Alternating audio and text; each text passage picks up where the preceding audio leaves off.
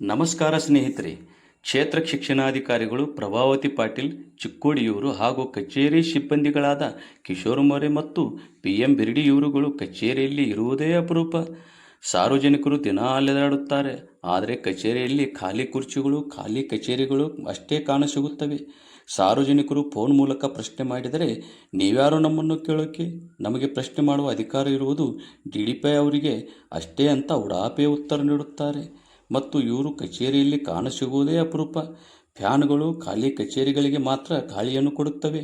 ಇವರಿಗೇನು ಕಚೇರಿ ಹೊರಗೆ ಇದ್ದರೂ ಅಷ್ಟೇ, ಮನೆಯಲ್ಲಿ ಇದ್ದರೂ ಅಷ್ಟೇ, ಸಂಬಳ ಮಾತ್ರ ಬಂದೇ ಬರುತ್ತೆ. ಶಿಕ್ಷಣ ಇಲಾಖೆಯಲ್ಲಿರುವ ಇವರು ಸಾರ್ವಜನಿಕರ ಜೊತೆ ಹೇಗೆ ಮಾತನಾಡಬೇಕೆಂದು ಗೊತ್ತಿಲ್ಲ.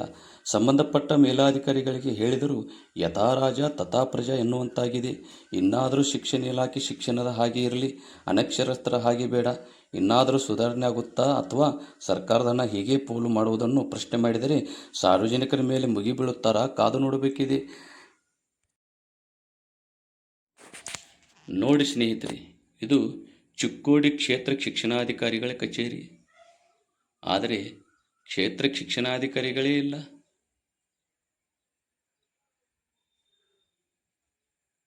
ಸಾರ್ವಜನಿಕರು ಇವರಿಗೆ ಪ್ರಶ್ನೆ ಮಾಡುವ ಹಾಗೇ ಇಲ್ಲ. ಪ್ರಶ್ನೆ ಮಾಡಿದರೆ ಉಡಾಪೆಯ ಉತ್ತರ ನೀಡುತ್ತಾರೆ.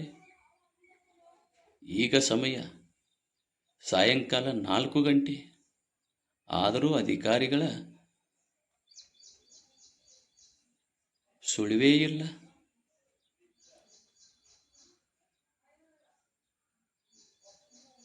ಸಾರ್ವಜನಿಕರು ಇವರಿಗೆ ಪ್ರಶ್ನೆ ಮಾಡುವುದೇ ಅಪರಾಧವೇ?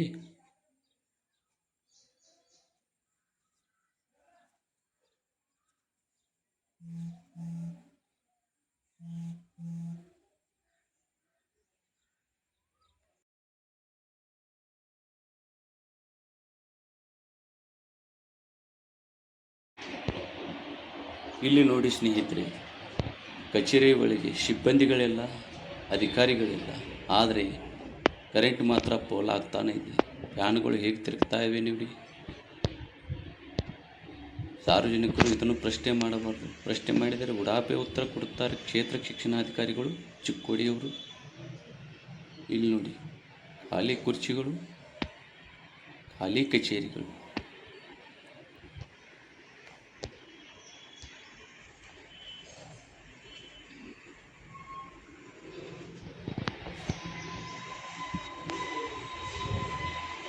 ಕಚೇರಿಗಳಿಲ್ಲ, ಯಾರೂ ಇಲ್ಲ. ನಾವು ಇವರಿಗೆ ಪ್ರಶ್ನೆ ಮಾಡಬಾರ್ದು. ಪ್ರಶ್ನೆ ಮಾಡಿದರೆ ನಾವು ವಿಲನ್ ಥರ ಅವರಿಗೆ ಕಾಣಿಸುತ್ತೇವೆ ಸಾರ್ವಜನಿಕರು.